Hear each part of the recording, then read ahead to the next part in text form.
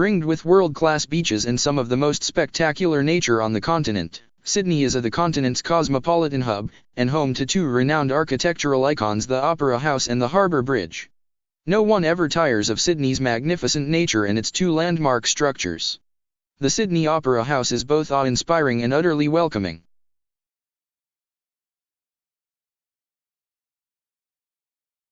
Its stunning sail design was the brainchild of Danish architect Jørn Utzon, who won an international design competition from 233 submissions.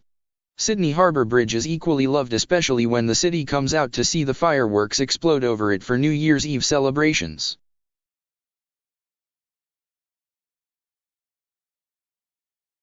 Opened in 1932, it can be experienced by car or train, but we recommend taking it slower and walking across it. Adventure seekers can even climb up and over the arch to the top.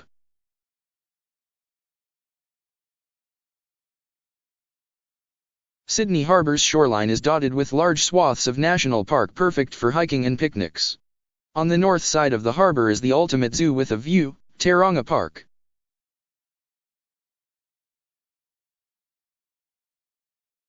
Fodor's Choice Sites. Sydney's most famous landmark, listed as a World Heritage Site in 2007. Joe Sassine/MSN Australia. Sydney's most famous landmark, listed as a World Heritage Site in 2007.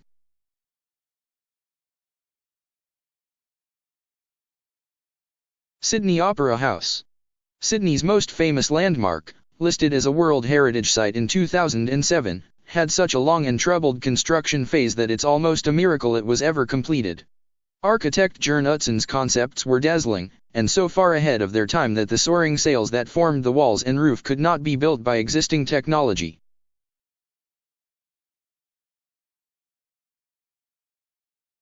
Sydney Harbour Bridge. Despite its nickname, the coat hanger, the bridge has a fond place in all Sydneysiders' hearts.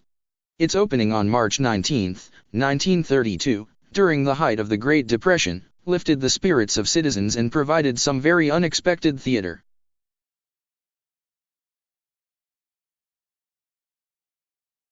As NSW Premier Jack Lang waited to cut the ribbon, Captain Francis de Groot, a member of the paramilitary New Guard, galloped up on his horse, drew his sword, and slashed the ribbon first. Sydney Beach Guide. Sydney Harbour National Park. This national park is a collection of separate areas of native bushland flanking both sides of the harbour and dotted with walking tracks.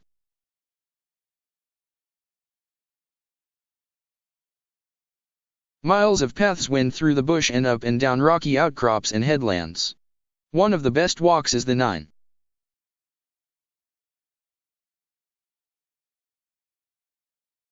kilometers, 6 miles, Manly Scenic Walkway, which travels from Manly Beach to the Spit Bridge via pockets of rainforest, several little beaches, ancient Aboriginal sites, and the historic Grotto Point Lighthouse. Taronga Zoo. Sydney's major wildlife sanctuary occupies one of the most prized positions on the north shore of Sydney Harbour.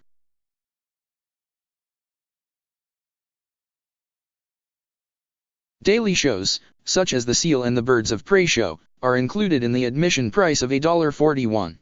A zoo pass, using Sydney ferries, is an excellent deal at $1.48.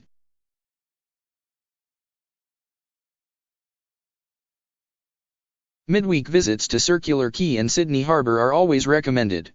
Joe Sassine/MSN Australia. Midweek visits to Circular Quay and Sydney Harbour are always recommended.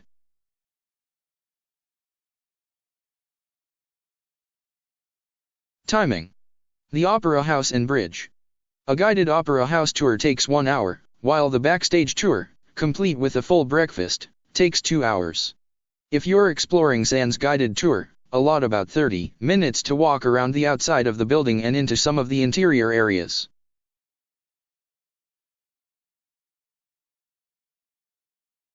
The two sites are about 1 kilometer, apart, which is a leisurely 30 to 45 minute stroll.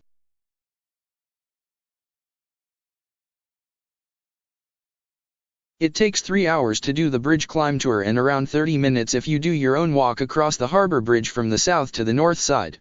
The harbour. Sydney Harbour and its many sites are best visited in spring, September-November, and autumn, March-May.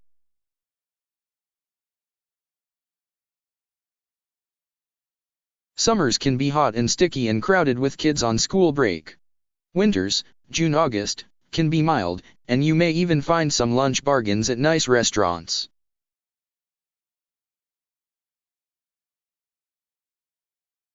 Midweek visits are always recommended.